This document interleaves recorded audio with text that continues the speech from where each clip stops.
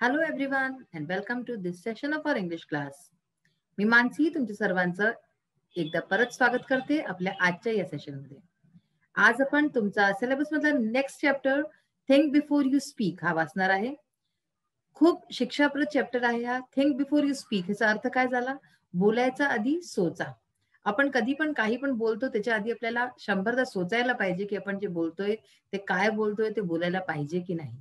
आणि त्याच्यावरती हा एक छोटासा चॅप्टर आहे, खूप छान आहे. तर सर्वात आधी आपण वॉर्मिंग अप एक्सरसाइज पासून स्टार्ट करूया. So as you can see this is our chapter 3.4 think before you speak. Warming up exercise, chit chat. सर्वात आधी गप्पा गोष्टी. Do you right a diary? काय तुम्ही डायरी लिहिता? तर ह्याचं उत्तर जर तुम्ही लिहत असाल तर काय लिहाले? Yes I write a diary. आणि नाही लिहित असाल तर काय लिहाले? No I don't write a diary. Second question, do you write letters or notes to your friends and relatives? काय तुम्ही आपल्या मित्रांना किंवा तुमचे जे नातेवाईक आहेत त्यांना जे आहे लेटर्स म्हणजे पत्र किंवा नोट्स असे काही लिहिता? तर याचाही आन्सर जो आहे पहिल्या प्रश्नासारखाच राहील की जर तुम्ही लिहत असाल तर लिहाले yes I write letters to my friends and relatives, किंवा नाही तर no I don't write letters or notes to my friends and relatives. Third question, do you ever fight with your friends? काय तुम्ही आपल्या मित्रांबरोबर भांडता कधी? तर ह्याचं लिहू शकता तुम्ही की usually I don't fight with my friends, म्हणजे की तसं मी नेहमी मी कधी आपल्या मित्रांशी नाही भांडत. But sometimes yes I fight with my friends. It happens. But sometimes it happens म्हणजे फाईट हॅपन्स, की कधी कधी असं होतं की लढाई झगडा होऊन जातो आमचा. तसं युजली आम्ही नाही भांडत. Do you have arguments with your family members? काय तुमच्या परिवारात जे फॅमिली मेंबर्स आहेत त्यांच्याबरोबर तुमचा वादविवाद कधी झालाय? तर येस किंवा नो मध्ये याचंही आन्सर लिहाले. What are the arguments about? आता जर होतो तर त्या कोणत्या गोष्टीवरती होतो त्याचं तुम्हाला जे आहे कारण लिहायचे. What are the arguments about? The arguments are about watching watching mobile, TV किंवा आणि कोणतीही गोष्ट अशा प्रकारे तुम्ही लिहू शकता. सो नेक्स्ट पहा तुम्ही, read the following words which may be used in place of speak. पहा स्पीकचं काय अर्थ असतं? बोलायचं. आपण जेव्हा म्हणतो ना की स्पीक म्हणजे की बोल, हे असतं ना अर्थ. तर ह्याच्याच सारखे आणि खूप सारे शब्द इथे दिले आहेत जे की आपण स्पीकच्या जागी जे आहे लिहितो, त्यांचा यूज करतो. तर त्यांना पहिले आपण वाचू, त्याच्यानंतर बघू की काय लिहिलंय. तर तुम्ही एक एक जितकेही शब्द आहे मी एक एक शब्द वाचले आणि तुम्ही नीट प्रकारे ऐका की त्याचं जे आहे प्रोनाउन्सिएशन कसं होतं. Talk, utter, tell, announce, declare, voice and opinion et cetera. Voice and opinion म्हणजे की आपलं कधी काही मत असतं तर आपण त्याला जे आहे ना त्याला ठेवतो, that is called voice and opinion. ठीक आहे ना. आता हे टॉक म्हणजे बोलणं, अटर म्हणजे थोडंसं बोलणं, टेल म्हणजे काही सांगणं आहे तीच गोष्ट पण सगळ्यांचा अर्थ वेगवेगळा आहे. अनाउन्स म्हणजे आपण जे काही अनाउन्स करतो आणि अशाच प्रकारे डिक्लेअर. मग कन्व्हर्स, कन्व्हर्स म्हणजे जे आपण बातचीत करतो. से म्हणजे काही म्हणणं. चॅट, चॅट म्हणजे आता जसं आपण म्हणतो चिटचॅट तर गप्पा गोष्टी. गॉसिप, गॉसिप म्हणजे काय? जसं की बायका ज्या करतात नेहमी 4 बायका मिळाल्या की गॉसिपिंग करतात ना, दॅट इज कॉल्ड गॉसिपिंग. मग आहे लेक्चर, लेक्चर जे तुम्हाला कॉलेज वगैरे मध्ये मिळतं, शाळेत मिळतं लेक्चर्स जे टीचर्स देतात. मग आहे communicate, explain, uphold, uphold an opinion, support, praise, recommend, request, request म्हणजे आपण जी विनंती करतो त्याला. अर्ज, प्लीड, प्लीड हे प्लीज पासून आहे ना, की आपण काही वस्तूला प्लीज म्हणून विनंती करतो. Introduce, mention, refer to, discuss, remark on, rebuke, comment on, scold, chide, criticise, berate, pull up, reproach, admonish, suggest, indicate, mean, denote, show, reflect, express, reveal. अशा प्रकारे सगळे शब्द आपण वाचले. आता पहा काय लिहिलंय. Tick the words you know and underline the ones that you do not know. आता तुम्हाला काय करायचंय, ह्याच्यामधनं जितकेही शब्द तुम्ही आधीपासून जाणता, तुम्ही ऐकलेले आहे, वाचलेले आहे, तर त्यांना तुम्हाला काय करायचंय? टिक करायचंय त्यांच्यावरती. आणि जे तुम्ही नाही जाणत, जे आज पहिल्यांदा ऐकले तुम्ही, त्यांना अंडरलाईन करायला त्यांच्या खालती एक लाईन खेचाले.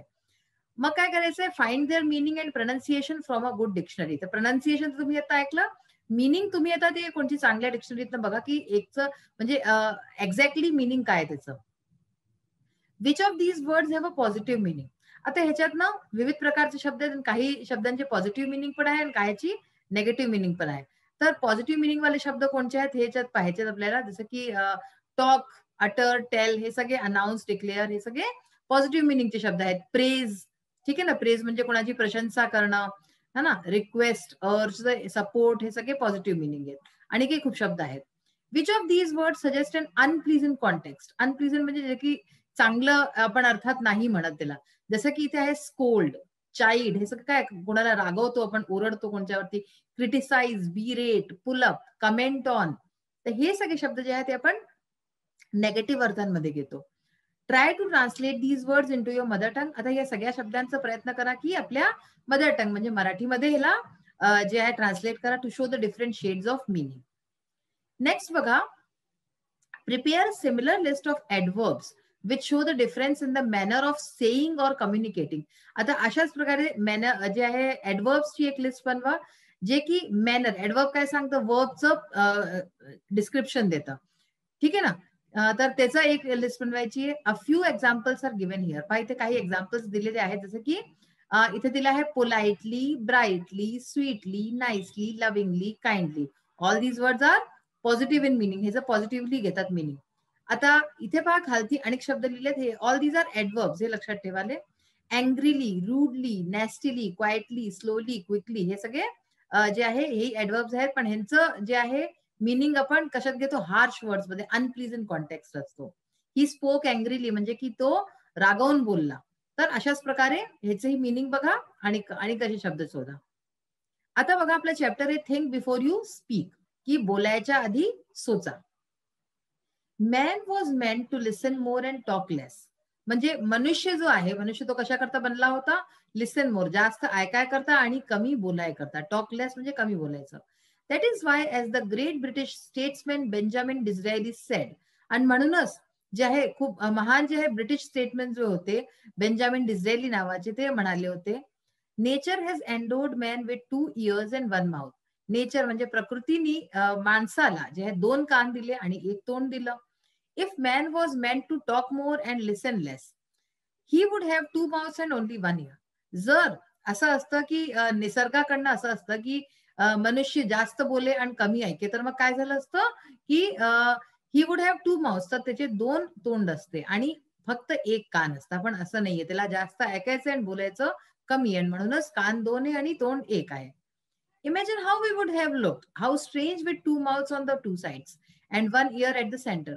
जरा सोचा की कसे आपण विचित्र दिसलो असतो जर आपल्याला अशा प्रकारे 2 तोंड, आपल्या इकडे 1 तोंड इकडे 1 तोंड मागे असं काही असतं, किंवा आणि and 1 year at the centre, आणि एक सेंटर मध्ये एक जे आहे कान असतं, असं काही विचित्र असतं. तर तोंडाचा पूर्ण शेपच जॉग्रफीच बदलून गेली असती. And mind you the ears are like funnels open all the time. आणि जे हे आपले जे इयर्स असतात ते कसे असतात, फनल्स सारखे असतात. फनल्स म्हणजे काय, जसं तुम्ही एक समजून घ्या, कुप्पी असते ज्याने की आपण तेल टाकतो, पाणी टाकतो, ठीक आहे ना. त्याचा शेप तुम्ही पाहिला असेल ना, की असा असतो, असा वरतून चौडा आणि खालतून असा पातळ असतो असा. तर असा फनल सारखा शेप असतो, ओपन ऑल द टाइम, जो की पूर्ण टाइम ओपन असतो. There is no door with which you can close them. आणि असा कोणताच दार नाही ज्याने की तुम्ही आपल्या कानाचा द्वार बंद करू शका. Whereas if you have to speak even one single word, आणि जेव्हा की जर तुम्हाला एकही शब्द तोंडातनं बोलायचा आहे, that word must pass through 2 walls, तर त्या एका शब्दालाही पास व्हायला तोंडातनं 2 भिंतींमधनं गुजरावं लागेल. 2 फेन्सेस. आणि अशाच प्रकारे फेन्सेस, फेन्सेस म्हणजे काय असतात, बाडे असतात. जसं की तुम्ही कोणाकडे जातात आणि तार जशी लागली असते, दॅट इज फेन्स, ठीक आहे ना. There is firstly the fence of these 2 rows of teeth. तर सगळ्यात आधी फेन्स कोणची आहे, ती आपली जी दातांची फेन्स आहे, 2 रोज आहेत आपल्या दाताची, ही पहिली फेन्स आहे. आणि there is secondly the fence of the 2 lips. आणि मग दुसरी फेन्स आहे आपली ओठांची, 2 होठ आणि 2 दात, ठीक आहे.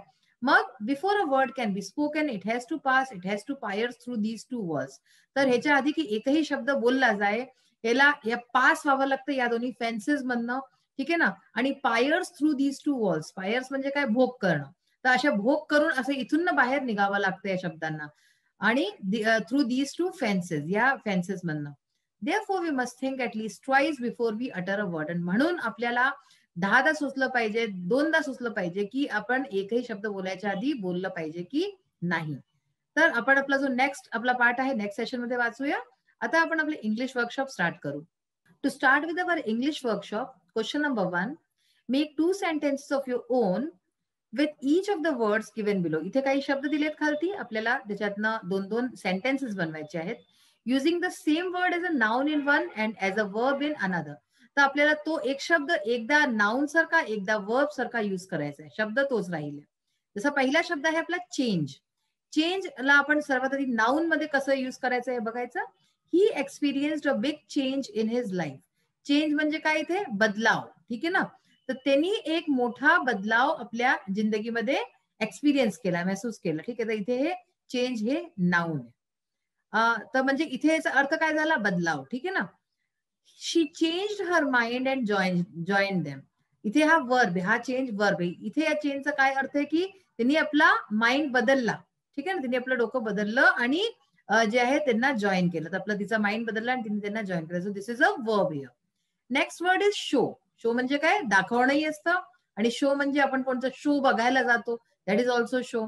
The young boy hosted the television show. Noun. तर इथे शो हा नाउन आहे. म्हणजे की जो यंग बॉय होता त्यांनी टेलिव्हिजन शो जो होता, जो टेलिव्हिजन जो कार्यक्रम होता त्याला होस्ट केलं. होस्ट करणं म्हणजे काय, पेश पेश करणं. जसं केबीसीला कोण होस्ट करतं, तर Amitabh Bachchan. They showed us the way to the post office. इथे हा शो वर्ब आहे, ठीक आहे ना.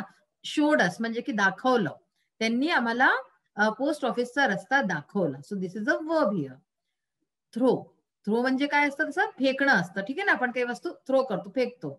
The naughty boy throws stones at a dog. जो शरारती मुलगा आहे तो एका कुत्र्यावरती स्टोन्स म्हणजे पत्थर फेकतो. तर इथे हा वर्ब आहे, थ्रो म्हणजे फेकणं, ठीक आहे. The wicket keeper could not watch the throw properly. इथे हा थ्रो नाउन आहे. जो विकेट कीपर होता तो पाहू नाही पावला. थ्रो म्हणजे इथे कोणचा थ्रो आहे, जो फेकला होता बॉलरनी, ठीक आहे ना. तर तो थ्रो त्यांनी नीटशी नाही बघितला. तर अशा प्रकारे इथे थ्रोचे 2 मिनिंग झाले, वर्ब आणि noun. Next word is return. Return म्हणजे काय, परत येणं. He will return from Pune soon. This is verb. म्हणजे की तो पुण्याहून लवकरच परत येईल, return. I shall meet him on his return from London. आता इथे रिटर्नचं मिनिंग तर तोच आहे, पण इथे वर्ब काय आहे, मीट आहे, ठीक आहे ना. I shall meet him on his return. जेव्हा तो परत येईल तेव्हा मी त्याशी भेटेन. सो इथे हा रिटर्न नाउनचं काम करतंय. Next word is benefit. He invest money in the mutual fund so that he will be benefited in future. Benefit म्हणजे काय असतं, आपलं कशात हित असतं, कशात लाभ असतं, दॅट इज बेनिफिट, ठीक आहे ना. तर तो जे आहे म्युच्युअल फंड मध्ये इन्व्हेस्ट करतो, पैसा लावतो, ताकी त्याला फ्युचरमध्ये भविष्यामध्ये त्याला बेनिफिट हो, त्याला लाभ हो. तर इथे हा बेनिफिट हा वर्ब आहे. He is enjoying the benefits of his hard work and honesty. हा बेनिफिट इथे नाउन आहे. कसा, इथे वर्ब काय आहे, एन्जॉईंग.